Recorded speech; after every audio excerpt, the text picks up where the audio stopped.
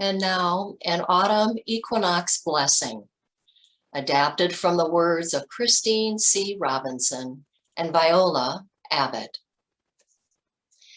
May we live with the grace of falling leaves, the enthusiasm of the flaming aspens, with the serenity of the old trees, whose roots reach deep into the earth. May we know that living and dying are one, that life is precious and beautiful and limited, mindful that nothing good is ever lost.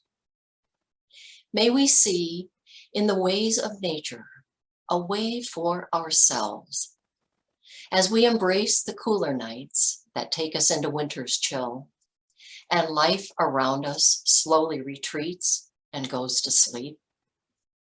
In that rest, before renewal, the earth waits for the return of the warmth and the light.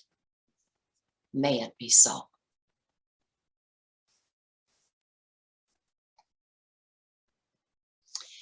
Each week we gather, we carry the sorrows and celebrations of our own lives. If you have a joy or sorrow you would like to share with the group, you can type it into the chat box and I will read it aloud for all those listening. You can open the chat box by hovering over the menu, often found at the bottom of your screen, and clicking on the chat option. I will begin by lighting a candle in honor of all the simple joys that are sustaining us.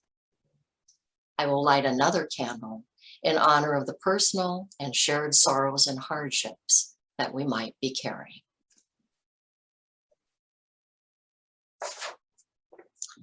All right. I will light one more candle in honor of the joys and sorrows we carry in our hearts, but have not been spoken aloud. We will share a moment of silence together. Some of us will experience that silence as a time for prayer. Some of us simply as a time to honor what has been said and left unsaid.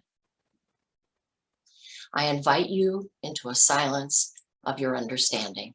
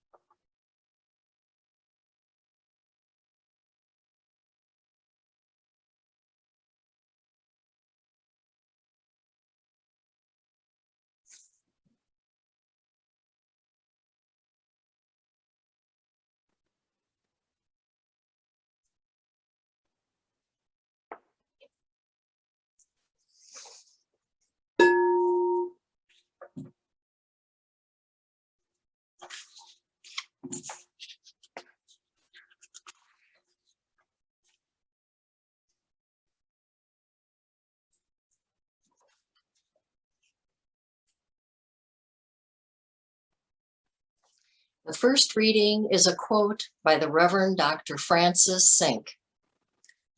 Our expectations frame our view of what is to come. Too often that frame is distorted by preoccupations with where we have been, like trying to walk forward while staring back over your shoulder.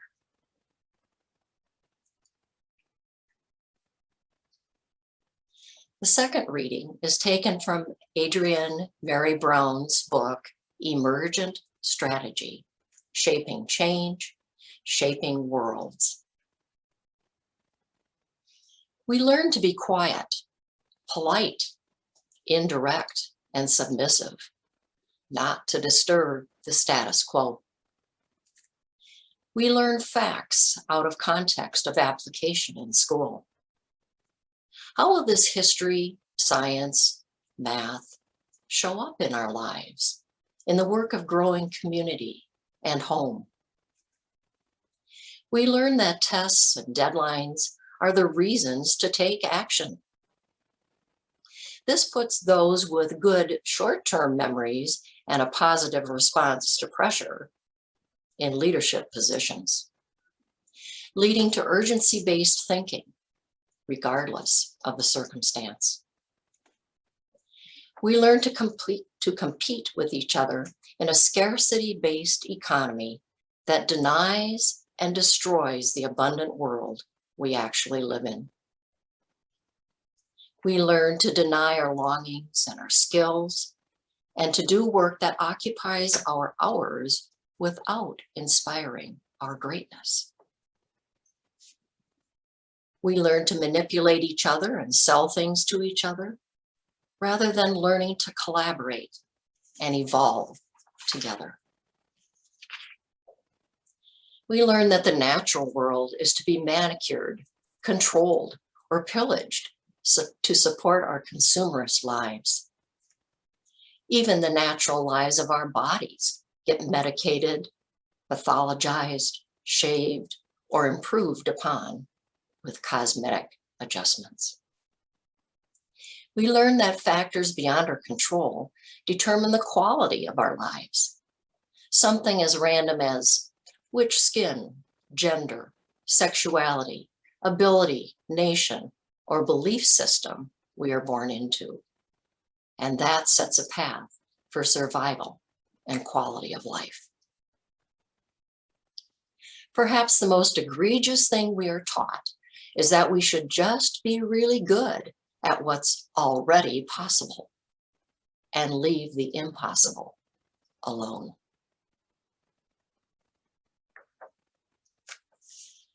Please join us in singing hymn 121, We Build a Land. Eleanor will play the piano and Sharon will sing while everyone sings along at home with muted mics.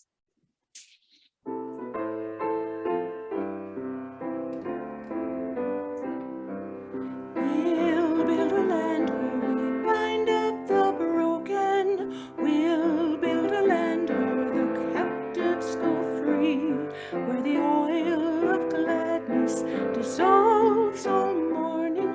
Oh, we'll build a promised land that can be.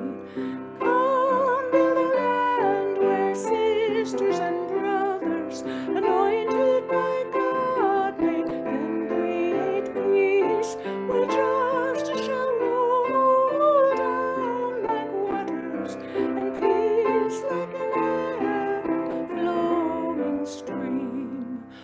We'll build a land where we bring the good tidings to all the afflicted and all those who mourn, and we'll give them garlands instead of ashes. Oh, we'll build a land where peace is born.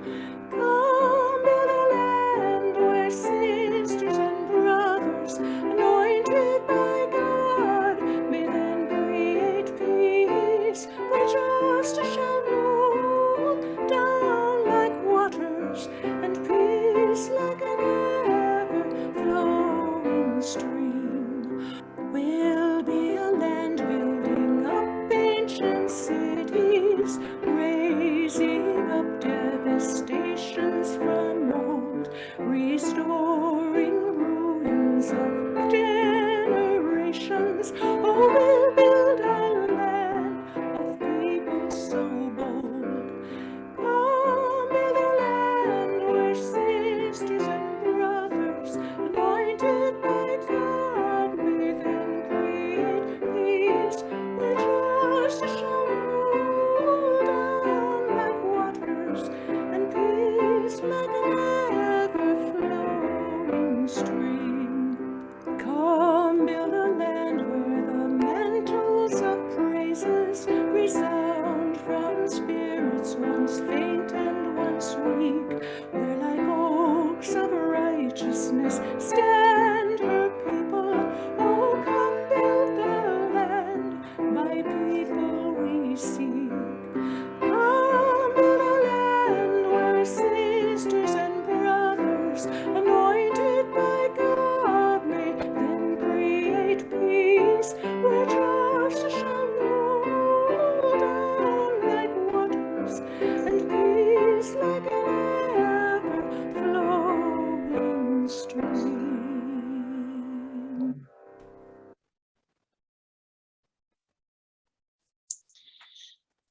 Mija van der Wege is our speaker this morning, and she has been a member of UUFN for 10 years. She is a professor of psychology at Carleton College, and her message this morning is entitled Shifting Narratives. Here's Mija. Good morning.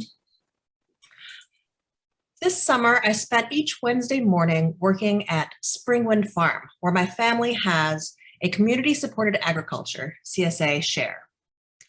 While the work was often hot, sweaty, and physically challenging, I came to love my weekly jaunt to the farm. I tend to avoid the outdoors and exercise, yet I found quiet fulfillment in my weekly visit to the plants, seeing them respond to rain and heat and time, learning what the different plants, their roots and leaves and fruits looked like as they grew, pondering the puzzle of how a cherry tomato plant can be like green gold in one planted row and a nuisance weed just a short distance away. The measurable changes in the fields kept me mindful of the passing of time over summer and now into fall. As farmers for centuries have known, fall harvest time is a time of change. Our non-agricultural society also has a fall rhythm. The start of the academic school year, the Minnesota State Fair, the defeat of Jesse James days, and of course, the onslaught of pumpkin spice lattes. These seasonal rituals help us transition away from our summer patterns of life to new ones for the fall. The pandemic precautions that we took last year disrupted these annual rituals. The pace and the patterns that we are used to substantially shifted, and the usual signposts that marked the returning of the year were blurred. Many children and college students studied virtually from home, and the state fair and other fall community festivals and gatherings were canceled. Luckily, we still had access to our pumpkin spice lattes. Breaking our established patterns of behavior makes everything that we do harder. We humans rely on our ability to predict what's going to happen next. Change means that those predictions are harder to make, and massive change disrupts our ability to predict massively. No wonder that anxiety has been sky high this past year. And now some of these annual rituals are back, like pulling on a favorite, familiar, well-worn pair of shoes. And yet somehow our feet have grown and the old shoes will never fit precisely the same way again. The narratives and stories that we tell ourselves, the stories that we have experienced in our lives and through books and television and movies, they shape our understanding of the world around us and of any new events and situations. I teach classes on human cognition, and I always tell my students that human cognition is lazy. Our minds don't want to do any more work than is absolutely necessary. And our cognitive processes are designed to be efficient. And efficiency is born from making the most of our past experiences. We try to discern patterns and create shortcuts for those patterns that we encounter often.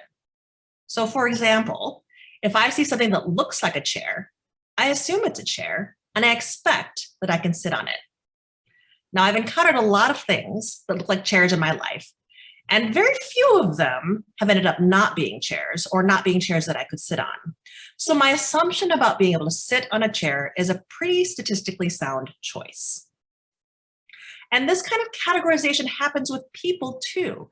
We tell ourselves stories about what we might expect in encountering different kinds of people based on the past experiences that we've had. I expect that Carleton students will do their homework without too much prodding. I expect that a small child won't know the meaning of most four-syllable words. I expect that someone who wears a cowboy hat likes country music.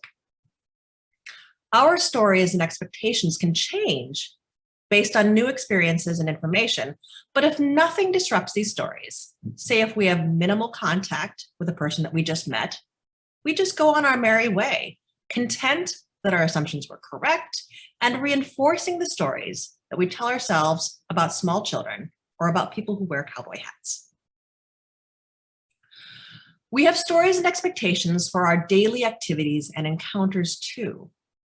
For example, we greet each other when we pass someone we know on the sidewalk. There have been many occasions when I've passed someone on the sidewalk on campus and heard, "Hey, what's up?" And then I've promptly responded, "Fine, thanks." Oops. Half the time, no one even notices that I've said the wrong thing because it still fits the story, the expectations that we have for that brief interaction. Trying to prevent the spread of the coronavirus over the past 18 months has shifted the stories and expectations that we have about many of our daily activities. How often should I use hand sanitizer?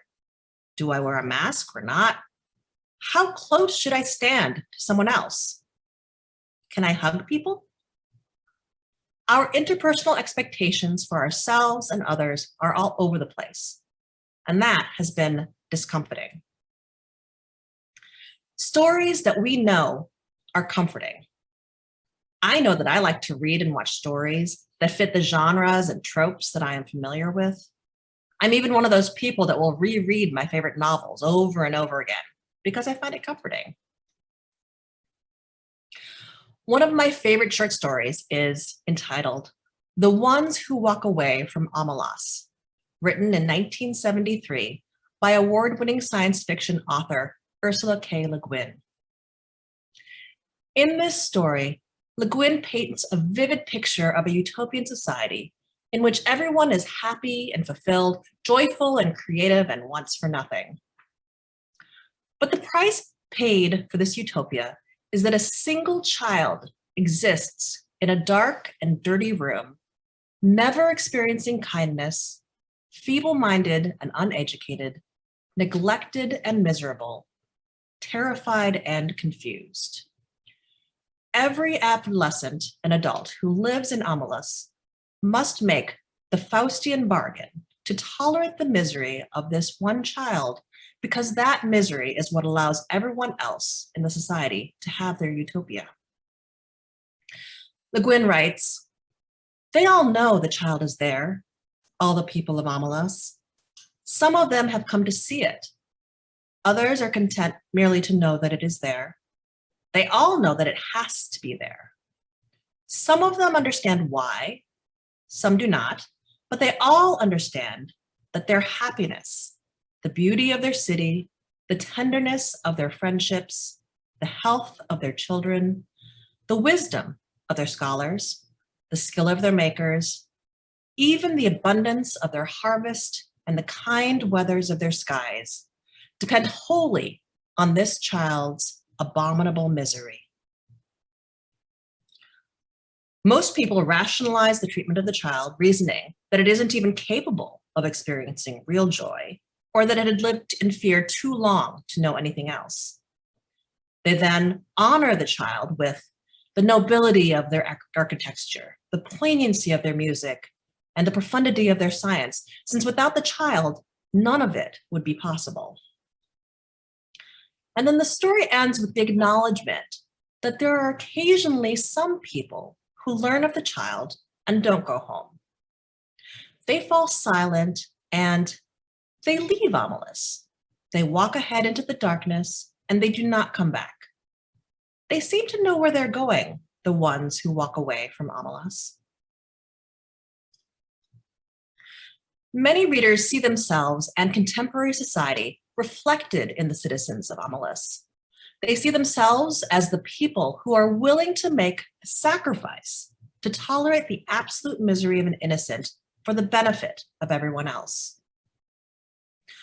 Others see themselves and society in the ones who walk away.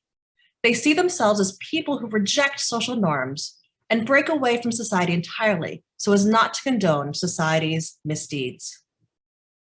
And one insightful reader wrote to Le Guin that perhaps we in modern society are really more like the child. Perhaps people in contemporary society are simply confused and terrified and miserable and don't really understand why. So this is one of my favorite short stories, and the fact that a conflicted morality tale is one of my favorites probably reveals a lot about me. In 2018, award-winning science fiction author N.K. Jemisin wrote a short story called The Ones Who Stay and Fight. I just learned about this story this past summer, and just reading that story title made me catch my breath. In Le Guin's story, there were only 3 possible characters and story arcs: the complicit citizens of Omelas, the miserable child, and the ones who walked away. The Ones Who Stay and Fight was clearly written in response. It explicitly reflects the narrative structure of Le Guin's story. And in The Ones Who Stay and Fight, Jemisin describes Halat, a peaceful and happy city with a wide diversity of people and ideas. It is also a morality tale about a utopia formed of compromises and choices, but the choices are radically different than the ones presented in Le Guin's narrative. Jemisin pushes back against the status quo and the assumptions of Le Guin's original. Halatians are learned enough to understand what must be done to make the world better, and pragmatic enough to actually enact it. Does that seem wrong to you? It should not. The trouble is that we have a bad habit, encouraged by those concealing ill intent, of insisting that people already suffering should be afflicted with further unnecessary pain. This is the paradox of tolerance, the treason of free speech. We hesitate to admit that some people are just evil and need to be stopped. This is Halat, after all, and not that barbaric America. This is not Omelas, a tick of a city, fat and happy with its head buried in a tortured child.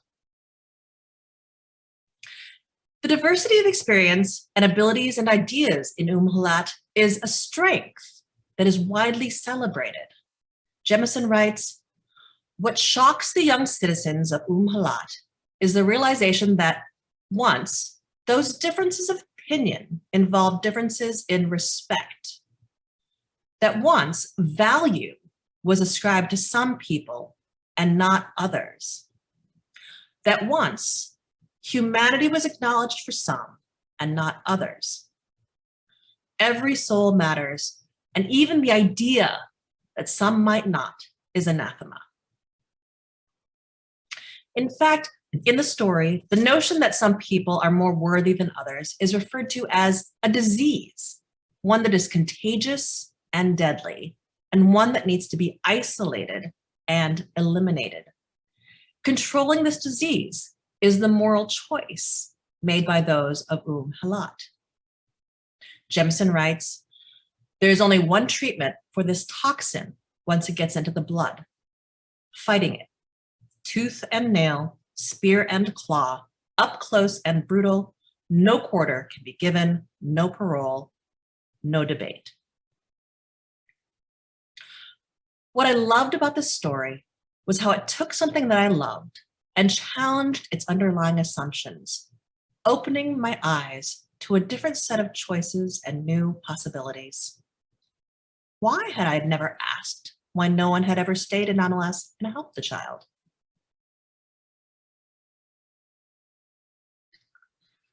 While the coronavirus has upended most people's lives over the last 18 months, perhaps it has also opened up new possibilities. I just learned the term felix culpa this week in my word of the day email. It means fortunate fault, a good outcome to a bad event. Perhaps shifting the narratives that we hold about our society can be a felix culpa for these past 18 months. The door has swung wide with possibility, trying to pull us through. I see possibilities in our shifting narratives. What narratives have shifted for you this year?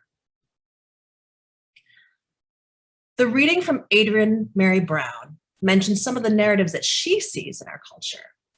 She says, "We learn facts out of context of application in school." In the past year, I've learned a lot of history that I hadn't known about before. While America tells a story of freedom and equality and the American dream for all, Our history does not reflect these aspirational retellings. I'll admit that history wasn't really my thing in school, so I may have missed a few things, but I also believe that much of this context was simply missing, especially the parts that were less history and more current. As they say, history is written by the winners, and minority groups have not historically had a voice in what history was taught. Here are just a few examples of among many.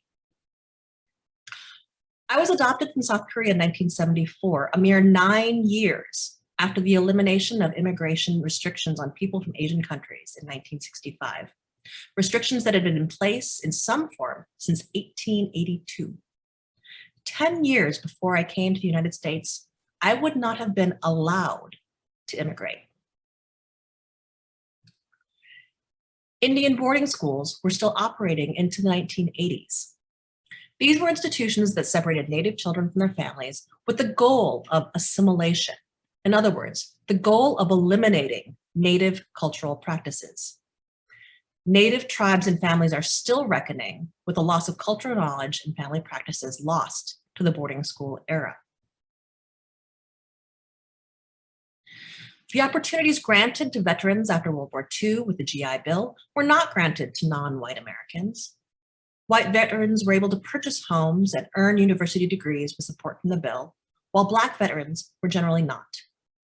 This bill contributed greatly to the booming middle-class economy of the 1950s, and excluding Black Americans from the benefits of the bill excluded them from the accompanying socioeconomic benefits. I know that my daughter is learning much more of this context and history in school, and I see more people wrestling with a much more complex version of our country's narrative after the events of the past year and a half. That's comforting to me. As Amanda Gorman strikingly stated in The Hill We Climb at President Biden's inauguration, we have learned that quiet isn't always peace, and the norms and notions of what just isn't always justice. And yet the dawn is ours before we knew it. Somehow we do it. Somehow we weathered and witnessed a nation that isn't broken, but simply unfinished. My new narrative involves trying to learn to hold these two truths at the same time: that America strives for freedom and equality for all, and that America has historically done a very bad job of it. What narratives have you been taught that might be wrong? Adrienne Mary Brown goes on to say, we learn to compete with each other in a scarcity-based economy. The pandemic has laid bare the weaknesses of the patchwork, profit-driven healthcare system that the United States has. Viruses don't pay attention to financial portfolios or social media outreach metrics. The American narrative of hierarchical socioeconomic class divisions matters much less when folks are competing for scarce spaces in ICU wards or for vaccines. When any individual's health can and does affect the health of those around them, perhaps public health departments and a universal standard for freely available health care are important. My view on the importance of public health has certainly shifted to have a greater appreciation for the interconnected web of health of the people across the planet. Our just-in-time shipping and manufacturing processes have been pared down over time to reduce inefficiency and maximize profit. But again, the pandemic has disrupted the flow of goods, slowing shipping and supply lines, making manufacturing difficult and increasing prices. I now have a greater appreciation for the importance and availability of shopping locally for locally produced goods. And while emergency healthcare workers have often been viewed as, emergency and healthcare workers have often been viewed as essential, many people would not have placed grocery store stockers or truck drivers in the same category. My narratives of who is essential to my day-to-day life, and perhaps how they should be compensated, has also shifted. How has the pandemic altered your views of scarcity in healthcare, in material goods, and in service work? Adrienne Mary Brown also mentions, we learn to deny our longings and our skills. The lockdown and unemployment benefits have given many people the time and or financial freedom to reflect on their personal goals and values. I certainly have realized that my use of time doesn't always reflect my values or long-term goals, and that I need to change my life in order to fit that in. What is our time worth, and how do we want to spend the time that we have? Adrienne Mary Brown concludes, perhaps the most egregious thing we are taught is that we should just be really good at what's already possible, to leave the impossible alone. I see this in Jemison's challenge, inherent in the creation of her city of Helat, rendering the impossible possible. Now, perhaps you will think of Helat and wish you might finally be able to envision a world where people have learned to love as they learned in our world to hate. Perhaps you will speak of Helat to others and spread the notion farther still, like joyous birds migrating on trade winds. It's possible. Everyone, even the poor, even the lazy, even the undesirable, can matter.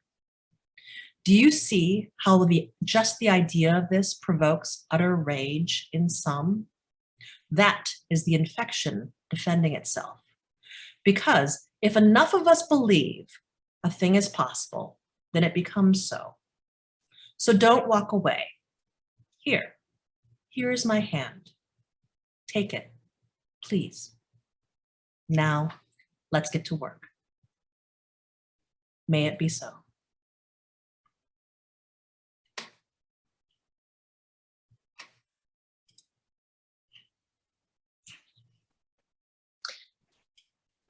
Thank you, Mija.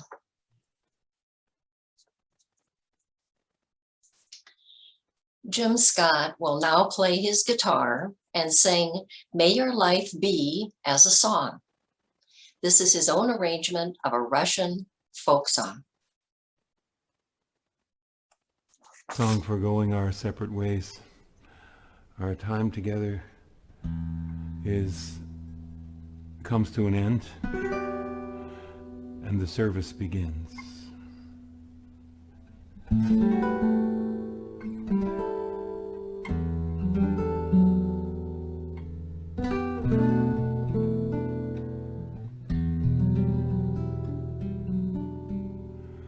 My wish for you, as now we part, is for greater peace to fill your heart with dreams as vast as starry space.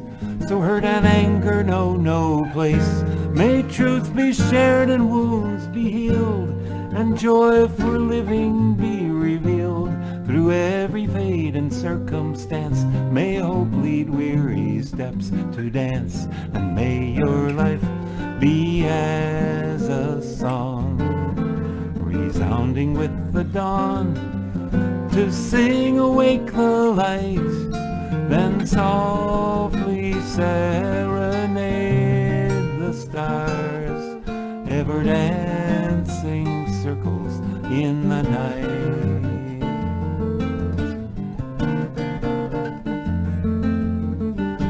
May fears be turned with keen insight to wisdom for what's just and right.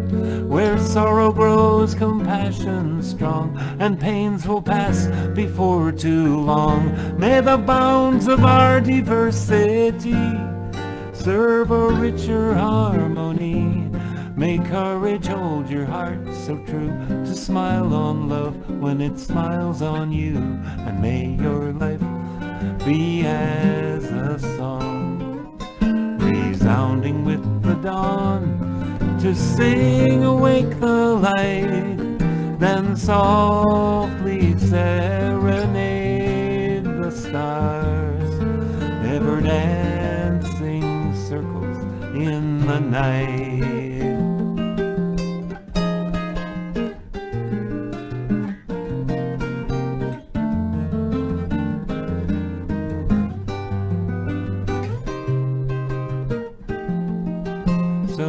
always turns out to be a four-part round.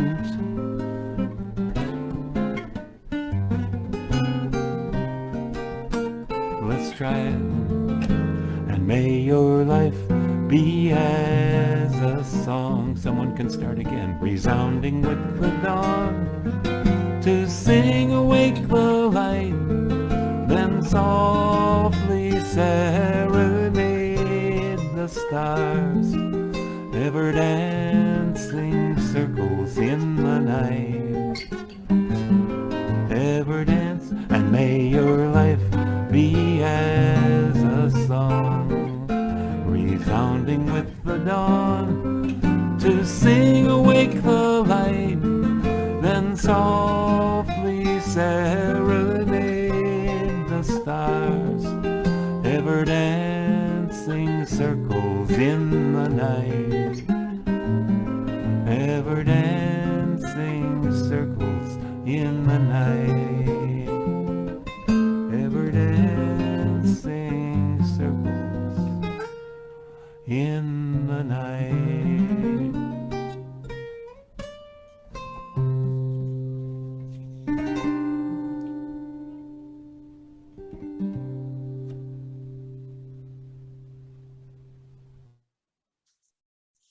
Lovely.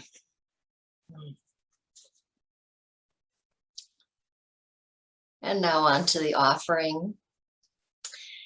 Half of all funds given to the UUFN offering basket in September will be donated to the World Citizen Organization and their international headquarters that is located in St. Paul.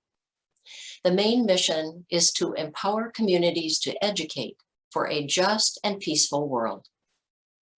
This is accomplished through setting up peace sites in communities and having online and on-site peace education courses. 5 main peace actions are promoted. First, to seek peace within yourself and others. Second, to reach out in service. Next, to protect the environment. Fourth, respect diversity. And finally, be a responsible citizen of the world.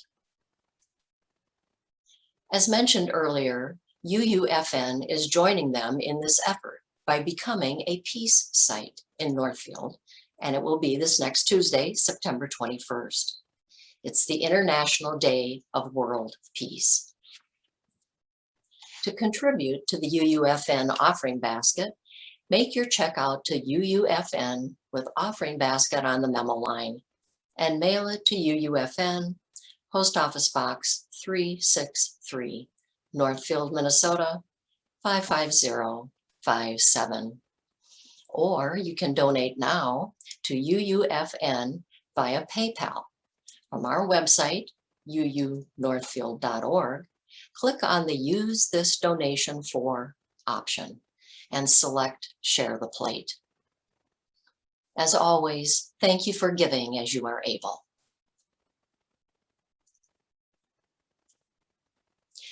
Please join us in singing our final hymn, Spirit of Life, with our own UUFN choir, audio mix recording from Mija and Wege, and video from Paul Krause.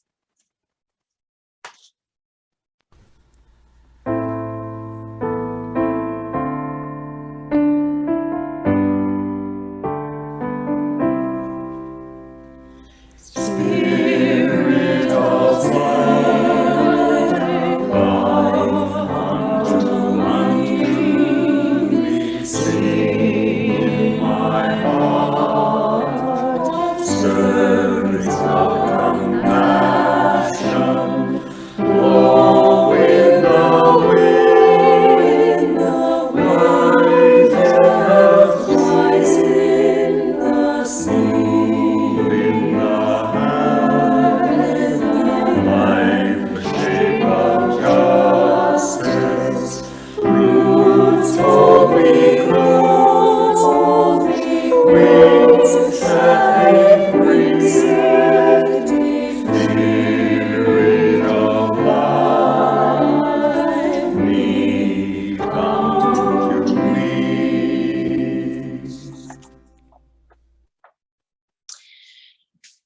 we extinguish the chalice, focusing on the four directions.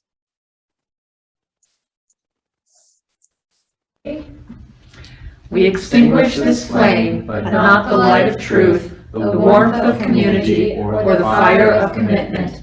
These we carry in our hearts until we are together again. Spirit of the North, we thank you. Ground us in the wisdom of the changing seasons as we celebrate the spiraling journey of our lives.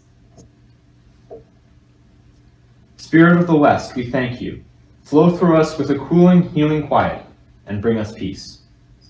Spirit of the South, we thank you. Warm us with strength and energy for the work that awaits us. Spirit of the East, we thank you. Inspire us with the fresh breath of courage as we go forth into new adventures.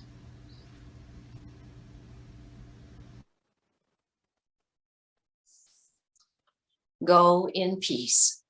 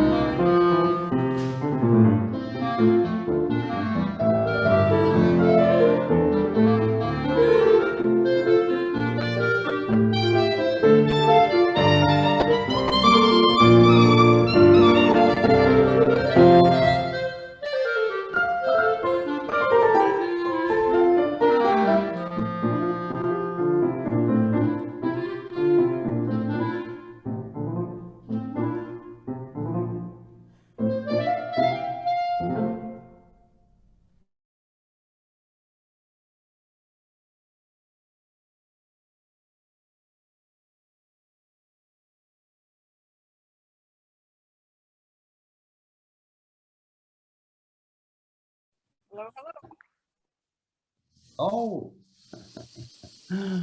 Hi. fortunate. Hey. Are we recording this, Paul? Oh, I guess I should turn off the recording. Yes. Yeah.